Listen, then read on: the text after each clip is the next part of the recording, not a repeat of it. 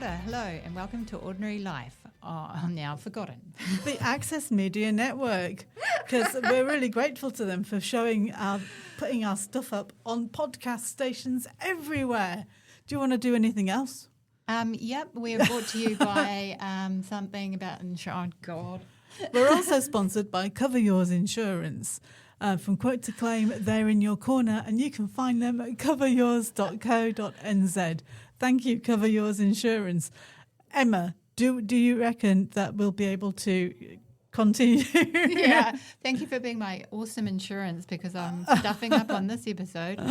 Oh, you are doing so well. Don't worry about it, babe. And we're not medical experts, but we're experts on ourselves. We're definitely experts on us. Yes. And that's exactly. your catchphrase. It is. It is. I'm telling other people about it now. And we're super uber professional radio people, right? Yes. Yes. The confidence is key, Kitty. Confidence is key. Be strong. So what's this episode about then, eh? Well, this episode is about... It's inspired by... I went on holiday in January. If you're not in the Southern Hemisphere, this might seem crazy, but down here in Aotearoa, New Zealand, we all go on holiday after Christmas. And while I was away, I went somewhere bathing by the beautiful river, a place called Kaitoki. Oh, and beautiful. if you know it, if you're a Lord of the Rings fan, it's where Rivendell was. Well, mostly CGI'd, if I'm being honest. It's very disappointing if you go. But we were at Rivendell to bathe in the waters.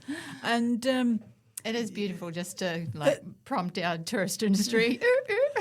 we did see a big collection of people going around with cloaks and staves, and we were like, boy, are you going to be disappointed when you see this tree here was in scene 6 and most of what was behind them was CGI, and you're like, oh. Well, anyway, I mean.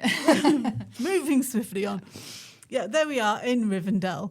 And we'd gone to swim at the bottom, and there's some steps that go down to the car park, and they're quite, shall we say, rustic steps, carved out of concrete. And then at the bottom, there's like a sloping one and a huge piece of wood, and it's all gone smooth on one side. And anyway, on the way down there, I was helped down by my amazing husband and children, and it was all good. And I staggered around a bit and swam in the river, and it was freezing cold. And then we got out, and everybody else was behind me because I'd kind of toddled over on my own too. I said, I'll go back to the car. And I was stood looking at this flight of stairs thinking, I can't get up those. You were doing your health and safety risk assessment. And I just stood staring, and all I could see was that smooth surface. And I was thinking, if I stand on that, I'm going to slip. Yeah. What if I slip? What if I fall? And then I was watching all these other people just going up and down, and I'm thinking, I know I can. I should be able to do it. And then I thought, look, I'm just going to give it a go. And I took a deep breath, and I put my foot on it, and I pushed myself up, and then I pushed myself over the other one, and I got onto the first flat step, and I was like, woohoo! I did it! Get a load of me! I did the step, and I was like, yes! And everybody was probably like, that woman is a lunatic. But it got me thinking about all the things. Because I so nearly didn't do it. Yeah. And, that happens to me a lot now. Yeah, it happens. Yeah, me too. But I've been more kind of taking myself out of the game before I even get to that point in the past, and trying not to these days. But, it's that self-censorship of I might have a problem, so I'm just not going to go. Yeah. That's quite sad. It is really negative. Yeah, it's not good. Because I think I'm a big believer in... one thing this has taught me is that whole JFDI thing that, just go flipping do it. I think it means something else, but we're not allowed to say it. Yeah. One of the things that I've been afraid to do in the past has been karate, because I started doing it with my kids a while ago, and even when I started, I was worried about being in public and not being able to do stuff, like having trouble with my mobility when I'm supposed to be, in a class of active people doing active stuff. And it was, I took myself out like about twice over the time. Why would you do that? I think it just got into my own head, and I felt like it was just too hard. And then recently I sort of thought to myself, stuff it, I'm doing it. Good. I'm doing it anyway. High five. Yes. And recently, just a couple of weekends ago, I went to a karate seminar, which was a weekend-long event, and there were lots of people from all sorts of different clubs. I know, because you didn't come here last week. We missed you. I had to bring Mike. I was too busy with karate. I was like karate obsession time. It was like flipping heck.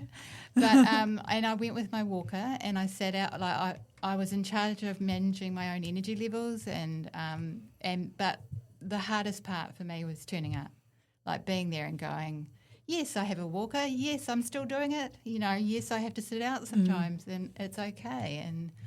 And I was really, really, really proud of myself for keeping on, doing that. So, you say you were doing like martial arts. I think you did your black belt in karate, didn't you?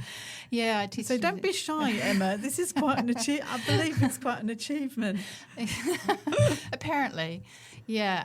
Actually, there's been a bit of research on. There's a group in the States who did some research on the karate.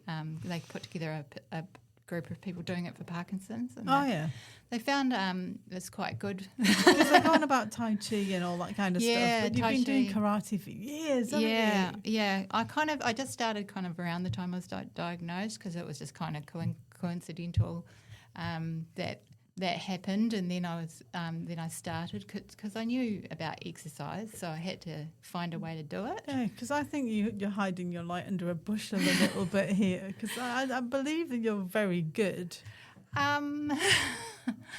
It's hard when you're people in the karate world are very you're either like out there going, yay, I'm awesome, or you're going, I'm not really that awesome, I'm really, just trying to do my best. Jackie Chan, eat your heart out. Yeah, you're either Chuck Norris or you're... But so you are Emma Kiriakou. Shodan. Parky Ninja. Yeah, I tested for, after the seminar, I tested for at my Shodan level, which is black belt, and in Shotokan karate, a thorough knowledge of the basics, and can now start to apply. I think that's awesome. Thank you. I really do. I'm going to have a little round of applause, because God, that's so amazing. I really struggle to hear that stuff. That's one of my next things is graciously taking praise. Yeah, I do hear you, because sometimes it's weird, isn't it, when people go, oh, you did really well, and you're like, oh, thanks. Yeah. And it's really hard to say, yeah, actually, I am really good at this stuff.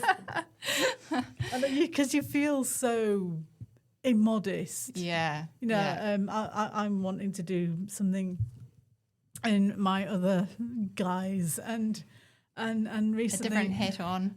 I want to do more speaking. Yeah, because you are really good at that. Thank you.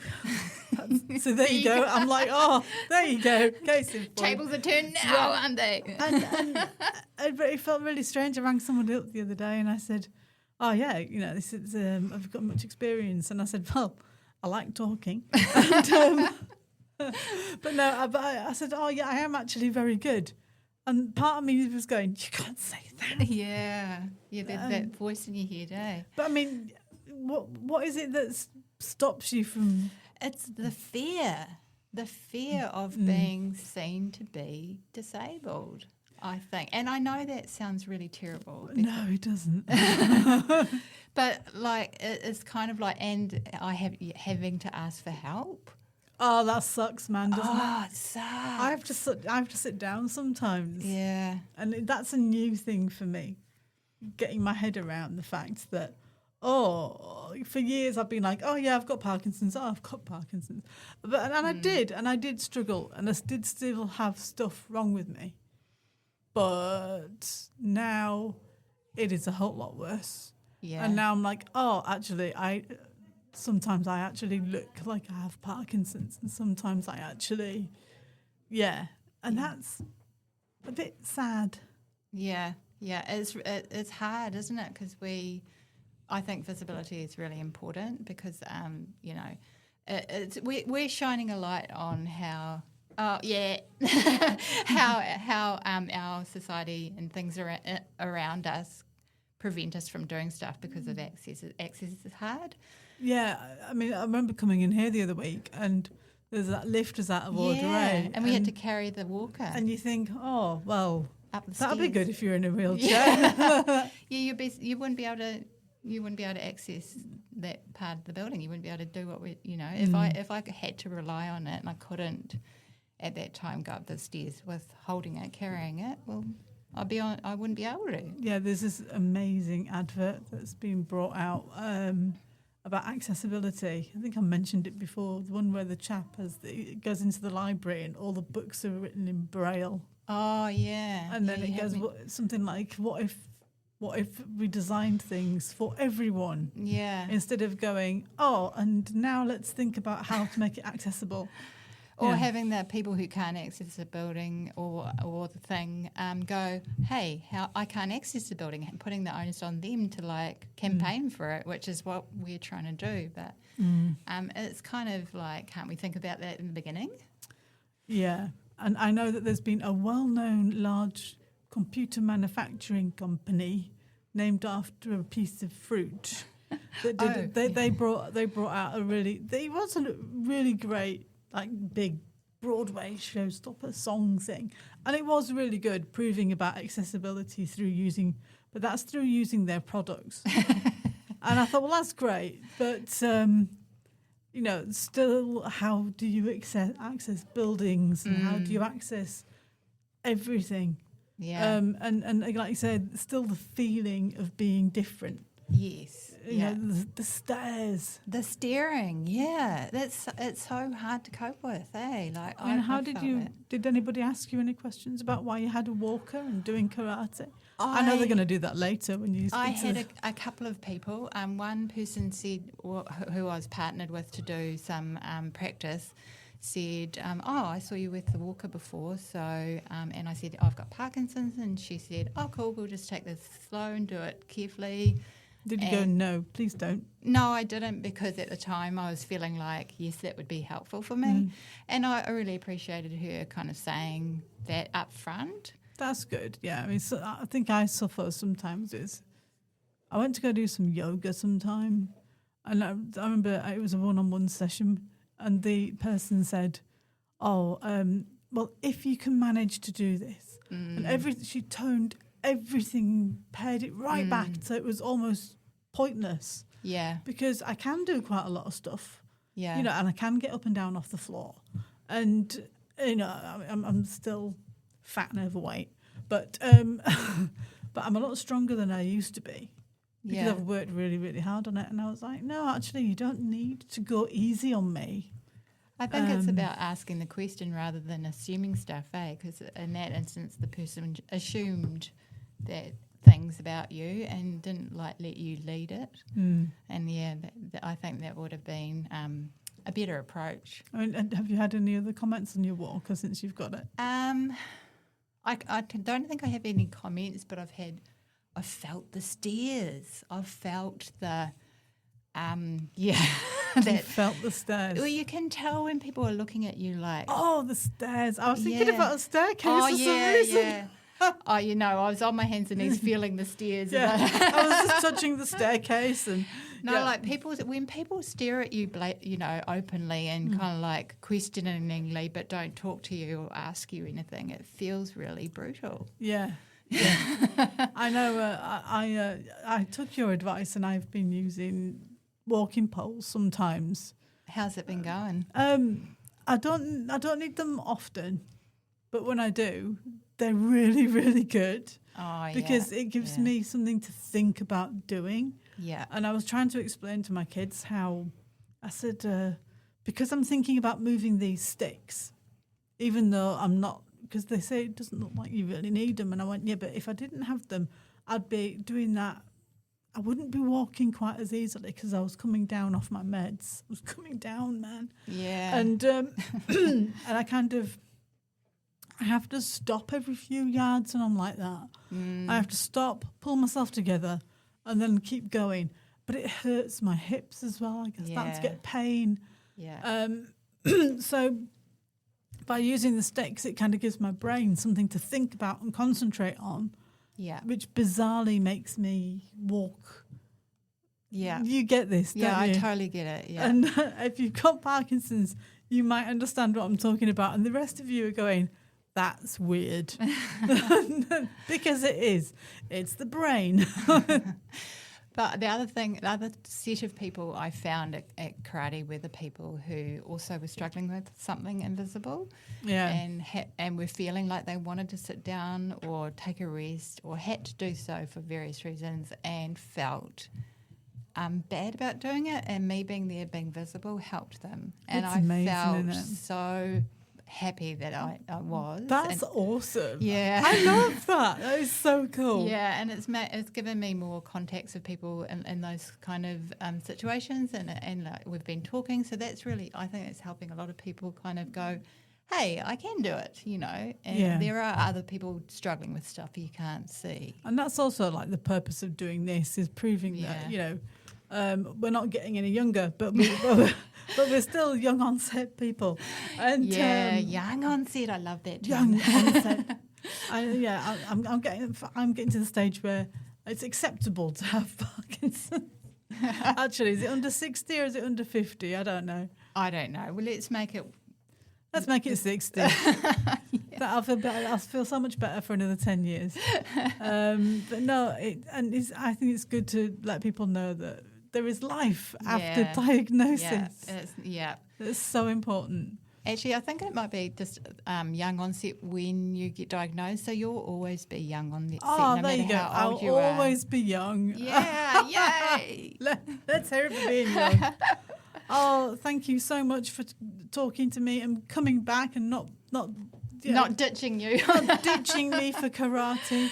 It's been great having you back. Oh, it's been great being back. Thanks, Kitty. And let's shall we do this again next week? Yeah, let's same time, same place. That sounds like a great Cool. idea. See you then. Thank you to Cover Yours Insurance for supporting our programme, and thank you to the Access Media Network and New Zealand On Air. Ka kite anō. Ka kite anō and goodbye. This episode was produced at Coast Access Radio with support from Irarangi Te Motu, New Zealand On Air. You can catch this and other podcasts online at accessmedia.nz, or you can search Coast Access Radio on Spotify and Apple Podcasts.